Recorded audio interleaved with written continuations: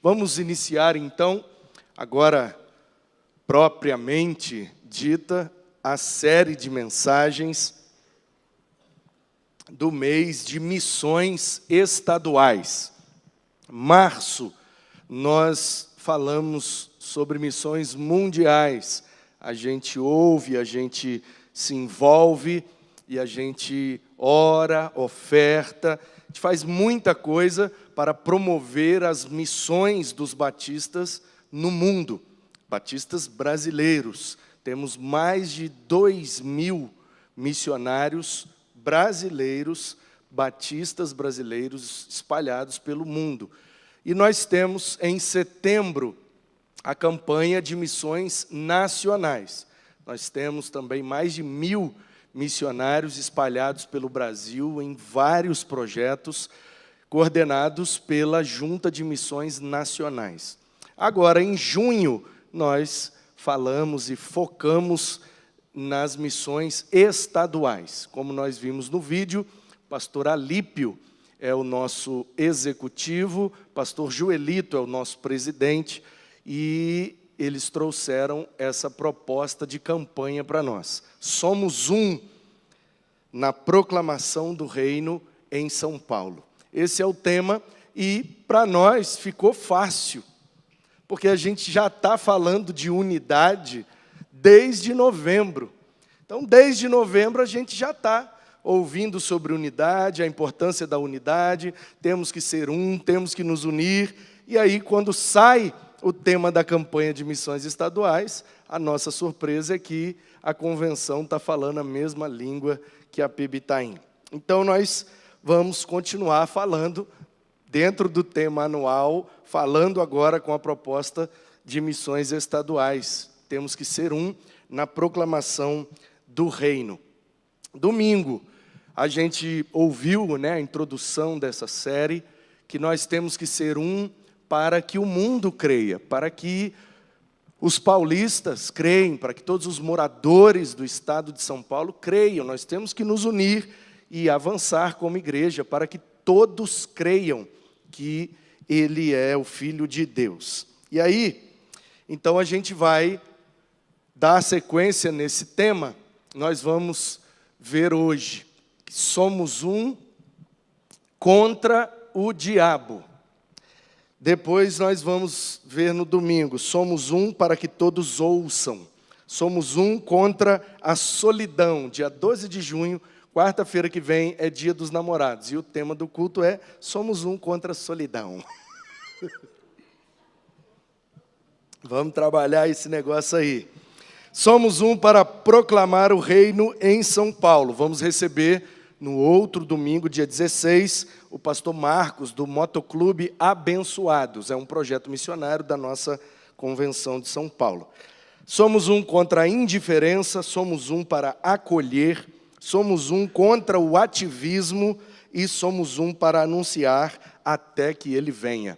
E esse mês nós vamos aprender bastante. Então, a mensagem de hoje é essa: somos um contra o diabo. E diabo está com D minúsculo de propósito, porque ele não merece ter nenhum, ainda que esse não seja o nome dele, que também não é Lúcifer. Ele é o adversário, a palavra que significa adversário é Satã. Por isso o nome dele Satã, e progrediu depois para Satanás, ou também tem a palavra grega diabolos. São todas palavras de origem persa que tratam de espíritos malignos. É essa a ideia. E aí, o Tiago, escrevendo sua carta, ele, no capítulo 4, começa a falar de algumas questões que prejudicam a igreja. E ele vai falando de muita coisa que atrapalha a gente de servir a Deus, de agradar a Deus e de nos unir como igreja. E aí ele diz, olha, vocês precisam se sujeitar a Deus. Sujeitem-se a Deus. Resistam ao diabo e ele fugirá de vocês. Tem gente que faz uma brincadeira com esse versículo e coloca uma outra palavra, né? Resistam ao diácono e ele fugirá de vós. Só que aqui a gente não tem esse problema, né? Diáconos, aqui é tudo bênção, então a gente não tem nem graça fazer essa brincadeira. Então permita eu te colocar no contexto desse capítulo 4, a partir do primeiro versículo, o Tiago vai dizer, na verdade o Tiago, né, está dizendo que na igreja existem guerras e brigas. O Tiago diz assim, ó, vocês estão brigando na igreja, vocês estão discutindo, cada um está puxando para um lado, vocês estão arrumando confusão e isso atrapalha a unidade de vocês e isso atrapalha o avanço do reino. Então ele mostra o que todos nós já sabemos. Onde junta gente, tem problema. Onde junta gente, tem divergências. Um gosta do vermelho, o outro gosta do azul. Gosta do verde, outro gosta do amarelo. E como é que a gente vai fazer? Então, a gente precisa descobrir e colocar em prática como que a gente pode resolver essas guerras, essas brigas, essas confusões que a gente arruma, porque a gente tem que conviver no mesmo lugar, tomar decisões que vão alcançar e, às vezes, afetar todos nós, ou muitos de nós. Então, não é fácil viver junto. Não é fácil viver junto um casal, um homem e uma mulher. Já não é fácil. Imagina conviver junto centenas de pessoas. Cada um tem um costume, cada um tem uma mania, cada um tem uma cultura, cada um tem um gosto diferente, né? Ou alguns de nós temos as nossas idiosincrasias. É o jeito peculiar que a gente faz as coisas, que às vezes é estranho. Às vezes é estranho fazer o quê? A gente estranha porque a gente não está acostumado. A gente não foi criado na mesma casa, a gente não cresceu com o mesmo pai, com os mesmos irmãos, no mesmo lugar do país. Cada um tem uma história, cada um tem uma experiência, um passado. E a gente se junta aqui e cada um traz uma bagagem enorme de experiências, de aprendizado, de tantas coisas que a gente vai vivendo e vai acumulando na bagagem da vida. O Tiago diz também que nós somos infiéis e nos fazemos inimigos, às vezes inimigos de Deus, às vezes inimigos uns dos outros. Ele diz, vocês são infiéis, vocês não conseguem viver obedecendo 100% a Deus. Tiago está errado? Não está. E ele diz, e toda vez que vocês se tornam amigo desse sistema pecaminoso que rege o nosso mundo, vocês se tornam inimigos de Deus. Vocês são infiéis e por isso vocês preferem seguir o curso desse mundo. Ou seja, está todo mundo fazendo, é mais fácil eu fazer também. Mas quando Deus diz, ainda que esteja todo mundo fazendo, você não deve fazer, aí a gente tem dificuldade de ser fiel e acaba se tornando inimigo de Deus. Então a igreja tem guerras, a igreja tem brigas, a igreja tem infidelidades, a igreja tem inimizades.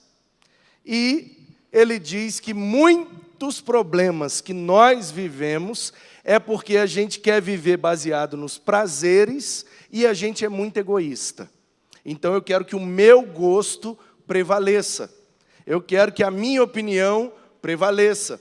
Porque se eu fizer aquilo, aquilo não vai ser prazeroso para mim, então eu discordo. Por quê? Porque eu vou sempre ter uma opinião naquilo que é prazeroso para mim, o ego. Ego é eu. em grego. Então, eu primeiro, minha opinião tem que valer mais. O meu problema é mais difícil que o dos outros. A minha crise é mais complicada que a de todo mundo.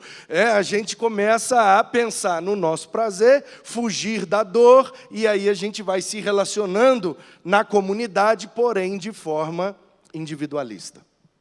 E aí, o Tiago diz que quando junta tudo isso, guerra, briga, infidelidade, inimizade, quando junta prazer e egoísmo, aí a gente fica soberbo e altivo. A gente acha que merece as coisas, a gente acha que nosso desejo tem que ser atendido, que se não for do nosso jeito, então eu não participo. Esse tipo de coisa que o Tiago está falando. E você pode rodar o planeta Terra inteiro. Você pode conviver em todas as igrejas desse planeta. Isso aqui vai ser verdade para todas elas. Porque a igreja é feita de gente. E onde tem gente, tem esse tipo de coisa. Então, primeira coisa que a gente precisa concluir aqui, já na introdução dessa mensagem. Igreja é feito de gente. E gente, quando junta, dá problema. E então, igreja tem problema. Ponto. Não tem como mudar isso, irmão. Sinto muito. Sinto muito.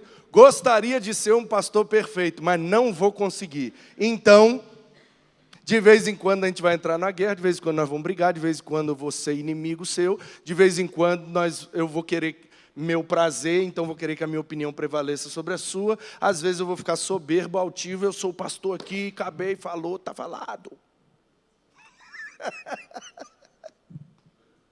O que nós vamos fazer, irmãos? Ué. Nós temos que voltar a ser como a igreja primitiva. Qual igreja? Essa que o Tiago está escrevendo para ela? Porque a igreja que o Tiago está escrevendo parece ruim, viu? Os crentes são infiel. Os crentes se acham melhor do que os outros, só quer fazer o que dá prazer para eles, são egoístas, são soberbos. Então, o Tiago aponta todos os problemas que tem quando junta gente para conviver. E isso acontece dentro de casa, isso acontece no trabalho, isso acontece na escola, acontece em todo lugar que junta gente, tem esses problemas. E aí ele apresenta uma solução. Ele aponta o problema, mas ele traz um caminho para a gente se livrar desse problema. E aí, o caminho que ele aponta é submissão e renúncia. Submissão e renúncia.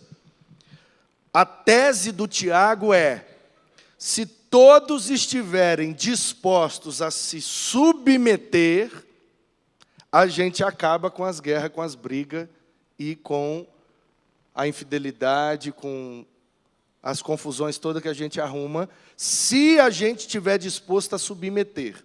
Se a gente estiver disposto a renunciar, porque a tese dele é: a gente não consegue obedecer 100%, a gente não consegue fazer aquilo que não nos dá prazer, a gente é egoísta, pede as coisas pensando no nosso benefício, a gente só quer aquilo que faz bem para nós, então a gente precisa renunciar. Se a gente estiver disposto a se submeter e renunciar, acaba as brigas. É simples de entender, mas é muito difícil de viver.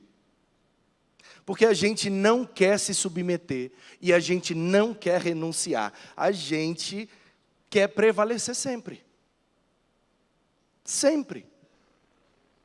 É por isso que a gente não avança, por isso que a gente não se une, por isso que a gente não consegue fazer o que Deus deseja. Porque ao invés da gente se submeter e renunciar, a gente quer buscar o que nos dá prazer. E se a gente discordar, então a gente vai para a guerra, vai para o fight, vai para a luta. Então, olha só. A palavra que Tiago usou, que foi traduzida pelo João Ferreira de Almeida como sujeitem-se a Deus, resista ao diabo e ele fugirá de vós. Então, a solução que Tiago aponta é: submeta-se a Deus. Só tem um jeito de vencer o diabo: submetendo a Deus. Mas a palavra que ele usa é essa aí. Alguém se arrisca em ler o que está escrito ali? O que vocês acham que é? Pode falar aí. Pode falar. Está dando para ver? Mais ou menos, né?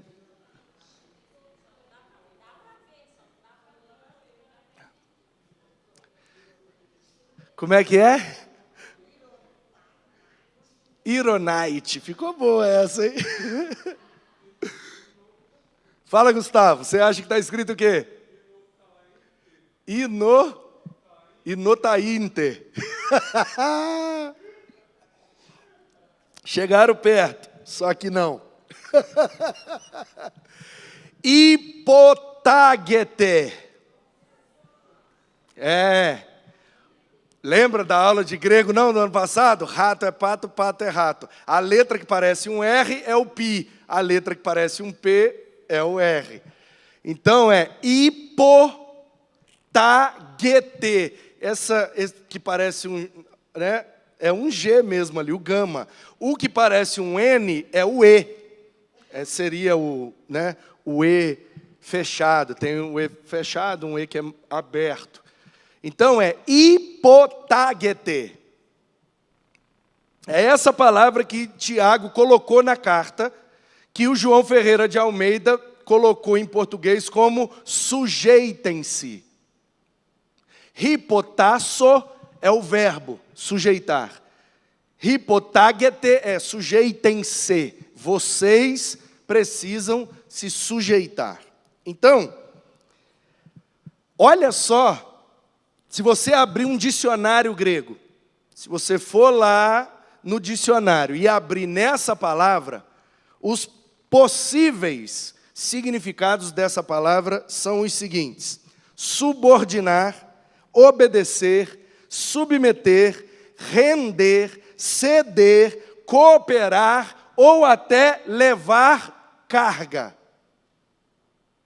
Então, toda vez que um grego quer dizer para o outro se subordinar, quer dizer para o outro obedecer, submeter, se render, ceder, cooperar ou levar um peso, ele usa essa palavra, hipotagete. Hipotagete. Quer dizer, subordine-se, obedeça, submeta-se, renda-se, ceda, tem que ceder. E é muito interessante que ao invés do Tiago usar essa palavra em relação aos irmãos, ele está usando essa palavra em relação a Deus. Ele não está falando subordinem-se uns aos outros, ceda. Quando você tiver uma vontade e o outro tiver outra vontade, ceda para a vontade do outro prevalecer. Ele não está falando para a gente se sujeitar aos outros na igreja, ele está falando para se sujeitar a Deus. E aí, meus irmãos, eu fui afundando um pouco mais, porque esses significados aí ainda me deixou... Mas o que será que o Tiago está querendo dizer mesmo? Mas eu acho que para manter a boa convivência, a união na igreja, eu deveria hipotagete ao meu irmão. Toda vez que o meu irmão quiser um negócio e eu quiser outro, então eu me submeto. Não, irmão, pode ser do seu jeito mesmo. Toda vez que eu quiser uma coisa e minha irmã quiser outra, então eu cedo. Não, pode ser do seu jeito, irmã. Vamos lá. Eu abro mão, eu me submeto, eu renuncio. Eu não quero buscar o meu prazer, nem quero ser egoísta. Vamos fazer do seu jeito, irmão. Só que o Tiago não disse que é para eu fazer isso com o irmão, ele disse que é para eu fazer isso com Deus. E aí, eu prestei atenção no prefixo dessa palavra. O prefixo dessa palavra é hipo. Sabe qual palavra que começa com hipo? Hipopótamo, hipódromo. É o mesmo prefixo. O que é o hipódromo? Dromo é lugar de correr, né? Autódromo é onde corre os carros. O hipódromo corre o quê? Corre o quê? Meu Deus! Tudo bem que na ZL a gente não tem um hipódromo. Mas será possível mesmo que vocês não sabem o que é que corre no hipódromo? Cavalo. Ah, vocês estão vivos, pensando. Amém. E o hipopótamo, por que ele tem esse nome? É o cavalo da água. Porque potes é água em grego, por isso é a Mesopotâmia, a terra no meio das águas, Mesopotâmia. Então o hipopótamo é o cavalo da água. Então o prefixo da palavra ali é cavalo. Aí eu falei, ô Tiago, você está me chamando de cavalo? Aí ele disse, sim. Aí eu, mas como assim cavalo? Falou, simples. O cavalo se subordina quando a pessoa monta nele. O cavalo obedece quando vira a rédea dele. O cavalo se submete a quem está montado nele. O cavalo se rende, o cavalo coopera e o cavalo leva um peso quando a gente precisa. Aí eu, Tiago, então você está querendo dizer o quê? Ele falou, você tem que ser um cavalo de Jesus. Porque se Jesus não montar em você, o diabo monta. Você escolhe quem vai montar, Manu. Eu falei, Tiago, isso é muito forte. Ele falou, então é para dar glória, aleluia. Hipotagete, deixa Deus montar em você. É isso que o Tiago está falando. Aí eu me lembrei de uma história maravilhosa, que eu devia ter contado no início e esqueci. Acabei de cometer um erro homilético. O jumentinho, você lembra daquele jumento que Jesus entrou nele em Jerusalém? Lembra? Ele chegou em casa naquele dia e falou, mãe, você não imagina o quanto eu estou famoso em Jerusalém. Mãe, eu entrei em Jerusalém e o povo sacudia as folhas de palmeira. E o povo gritava, Hosana, Hosana. E o povo passava a mão em mim. E mãe, a senhora tem que ir em Jerusalém comigo para ver o quanto eu estou famoso e importante. Aí a dona jumentinha falou, sim meu filho, amanhã eu tenho que ir na feira, vamos lá então. Aí no dia seguinte foi a mãe do jumento e o jumentinho. Ele foi entrando na cidade e o povo nem aí para ele. Aí ele olhava para um lado, olhava para o outro, e a mãe dele, e aí meu filho, será que esse pessoal não estava ontem? Ele, estava, eu lembro daquele rapaz daquela barraca ali, ó, vendendo, era ele ontem, ele ficou dando aleluia, aleluia, olhando para mim, e ele não está me reconhecendo, mãe, oi, eu sou o jumentinho, cara, tudo bem. Mãe, não é possível! E quando aquele jumentinho voltou para casa, ele concluiu um negócio que a gente precisa concluir nessa noite. Não tinha nada a ver com ele, tinha tudo a ver com quem estava montado nele. E aí o Tiago está dizendo, nós somos todos jumentos. Se Jesus estiver em cima, hosana, glória a Deus e aleluia. Se Jesus não tiver, ninguém nem nota a nossa presença. Nós não valemos nada. Só se Jesus estiver montado. Hipotagete. Deixa Deus montar em você. Deixa Deus conduzir sua rédea. Deixa Deus. Porque se não for Deus, vai ser o diabo. Ou a sua carne. Por isso que ele usa a palavra prazeres. Buscando o seu próprio prazer, o povo está brigando uns com os outros. Tudo egoísta, infiel, arrumando uma guerra dentro da igreja. Tiago, mas como que resolve isso? Se Deus estiver guiando todo mundo, se Deus estiver, aí o negócio fica bom. Qual é o problema? O problema é que a gente não quer deixar Deus conduzir. A gente é aqueles cavalo brabo, que puxa para um lado e ele e não quer ir para o lado, e a gente dá coice, a gente enlouquece e tal, e aí nós mesmos, com a nossa rebeldia, a gente sai fazendo um rodeio e Jesus cai da gente. Ah, porque ele não é um bom peão? Não, é porque ele gosta de cavalo manso. Ele mexe com ovelha. Ele gosta de mansidão. Se ficar agitando muito, pulando muito, se tiver muito incomodado com ele se afasta, ele deixa a gente sozinho mesmo. E como dizia o Lutero, ai de mim, se viver do jeito que eu quero. Minha pior maldição seria Deus dizer sim para todos os meus desejos. Então, queridos, quem comanda a nossa vida? Quem que está com a rédea da nossa história? Quem que está montado em nós?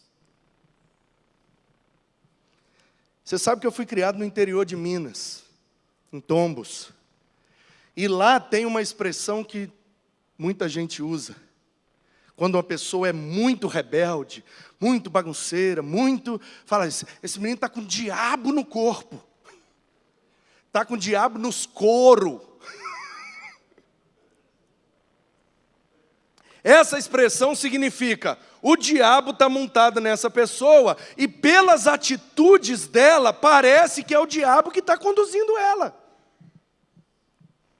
E aí o Tiago está dizendo, só tem um jeito da gente se unir e vencer o diabo, é deixar Deus montar na gente, é deixar Deus tomar as rédeas da nossa vida, é deixar Deus conduzir, e quando Deus conduz, todo mundo entende que é Deus, e aí não tem mais briga.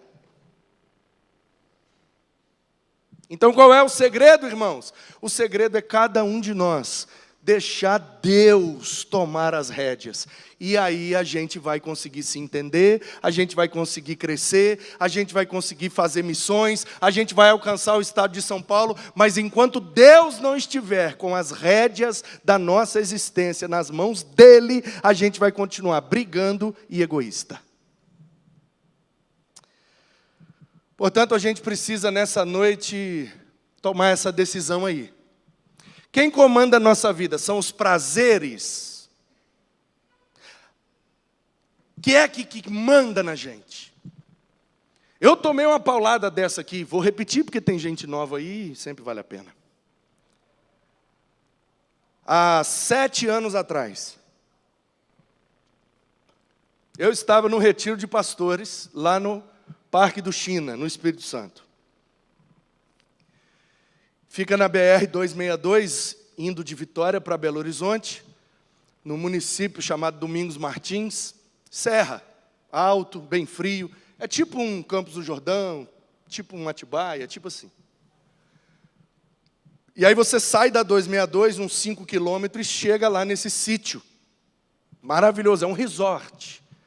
E o nosso queridão lá, é batista, é crente, e ele gosta de abençoar os pastores, então ele cobra da gente preço de custo. Eu acho até que ele cobra menos do que o preço de custo, porque não tem condição, com a qualidade que tem aquele lugar. O valor que os pastores pagam para ficar lá 4 dias, não paga nem a comida. Mas ele abençoa, e a turma vai para lá. Final de abril, início de maio, dia de semana, de segunda a quinta, às vezes até sexta. E eu estava lá.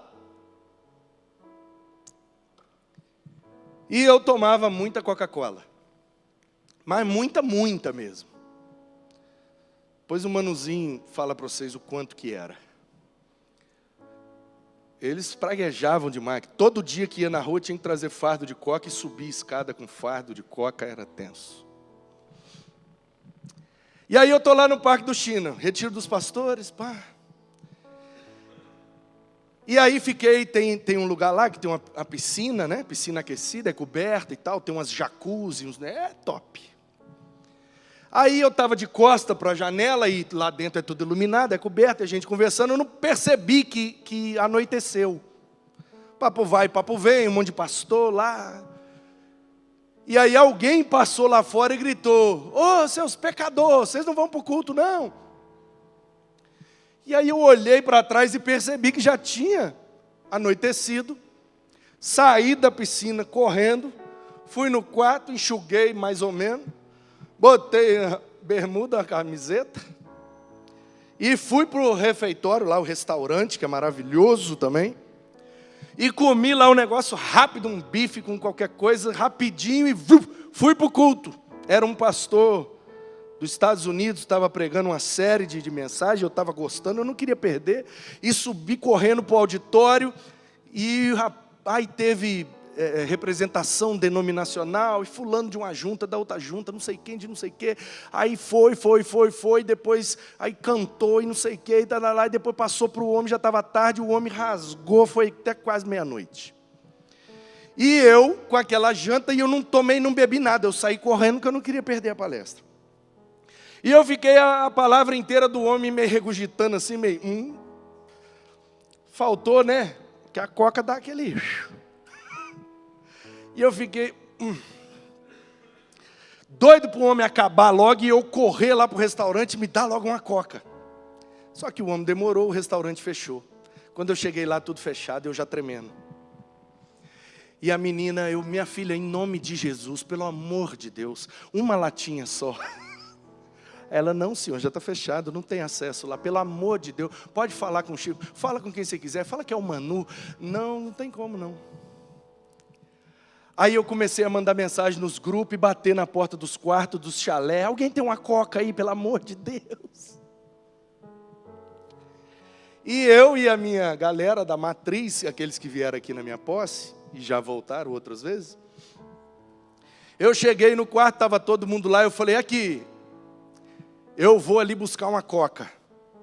Você vai aonde, mano? Não sei, eu vou sair pela BR afora aí, eu não vou conseguir dormir, já estou passando mal, preciso de uma Coca-Cola.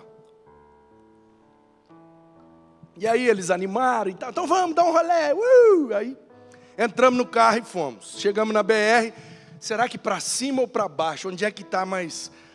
Não, vamos para cima, porque lá tem mais possibilidade de achar alguma coisa aberta. Aí a gente começou a subir a estrada. E um cara tudo grande, né? Os que não são grandes são gordos. E tem uns que é grande e gordo. A gente estava subindo a BR e tinha uma, como é que fala? Uma barraquinha assim de madeira, que durante o dia os caras vendem fruta. Sabe esse pessoal que vende fruta na beira da estrada? E de noite vendia lá um churrasquinho, uma cachaça, um negócio qualquer. Quando eu vi aquela barraquinha, eu falei, lá deve ter uma coca. E já estava tarde, era mais de meia-noite. O cara estava meio que fechando as coisas, já encerrando o expediente. Eu saí da BR, do jeito que eu vim, entrei, era um descampado assim de areia, subiu aquele poeirão. O cara olhou, tomou um susto, a gente abriu a porta do carro, um desceu para um lado, outro desceu para o outro, aquele monte de homem grande, o cara ficou com medo, achou que a gente ia roubar ele. Bateu a porta da barraquinha, ligou a moto e foi embora. Volta! Eu só quero uma coca!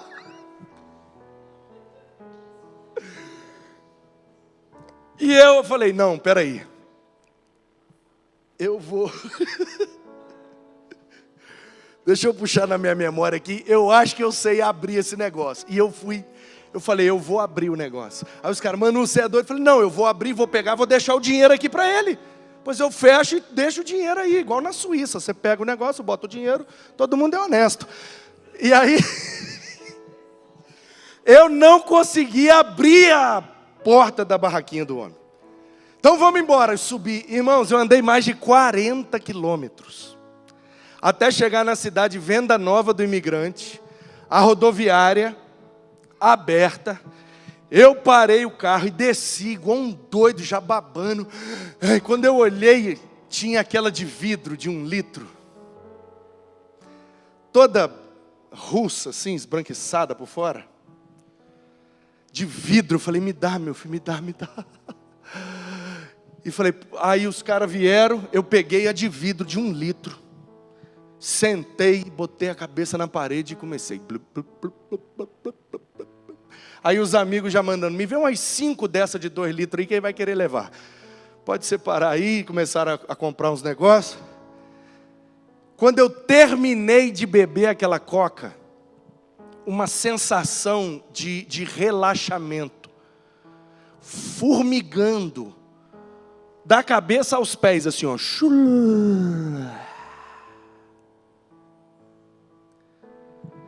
Quando eu senti esse negócio, imediatamente eu pensei assim, que bom. Aí logo depois me veio uma voz assim, prazeroso, né? Eu, muito. Então quer dizer que por causa de um prazer desse, aí eu falei, é tipo usar droga, né? Tipo usar droga. Então quer dizer que você está usando droga agora? Eu, não, é só coca. Mas e esse prazer aí? Eu falei, o prazer, né? Então quer dizer que por causa desse prazer, você saiu de madrugada, você pegou uma BR, você correu o risco, você fez essa presepada inteira, gastou gasolina, por causa desse prazer aí? Então quer dizer que quem comanda a sua vida agora é o prazer? Não, Senhor, claro que não. Como não? Você saiu de um resort, pôs sua vida e dos seus amigos em risco, por causa do prazer. Como que não é o prazer que comanda? Falei, Senhor, tá certo, né? Levantei dali, falei com o menino, pode guardar essas de 2 litros aí que eu não vou levar não. Aí os caras, não, vai levar sim, para de bobeira. Vou falar aqui para vocês. Nunca mais eu bebo Coca-Cola. Aí os caras começaram a rir, começaram a zoar, porque, né? O amigo gosta de ver a gente ruim, né? Duvido. Aí um amigo insistiu, falou, não, me dá pelo menos uma, eu tenho certeza. Quando ele acordar amanhã, ele vai querer um gole. Me dá. Levou de 2 litros, botou lá no frigobar. Eu desci daquele retiro, fiquei 1 semana sem dormir, irmãos. Tomava sal de fruta, tomava água com gás, tomava Fanta, Guaraná, Sprite. Eu não conseguia dormir, um negócio absurdo. Fiquei 1 semana de abstinência. Emagreci 10 quilos num mês, sem fazer nada. Só de parar com a coca. E aí, domingo, cheguei na igreja, contei a história e falei, eu vou falar para a igreja, porque se eu falar para a igreja, eu vou ter que honrar. E aí eu falei, nunca mais eu bebo coca. Virou droga, não posso mais. E aí eu tomei essa decisão, já tem 7 anos, nunca mais nem um gole. Mas você sabe que eu não estou falando de Coca-Cola. O ponto aqui não é a Coca-Cola. O ponto aqui são as decisões que a gente toma baseado nos prazeres da vida. E o Tiago está dizendo, isso não faz a gente vitorioso. Aí ele diz, quando não são os prazeres, é o diabo que vem para poder tentar a gente. E ele investe, ele ataca, e ele faz de tudo para a gente tomar decisões erradas. E a gente precisa decidir, irmãos. Quem comanda a nossa vida? São os prazeres, é o diabo ou é Deus? O Tiago está dizendo, Deus tem que estar conduzindo a rédea da sua vida. Se Deus sair da rédea, ou entra um prazer, ou o diabo. Então, o Tiago diz, para matar os prazeres, a gente tem que carregar a nossa cruz. É renúncia. renunciar àquilo que prejudica a nossa união, a nossa unidade. Somos um, e o que nos impede de ser um são os nossos prazeres. Precisamos crucificar, mortificar a nossa carne. Precisamos, disse o texto, resistir ao diabo. E a palavra resistir lá, deixa eu ver, está aqui.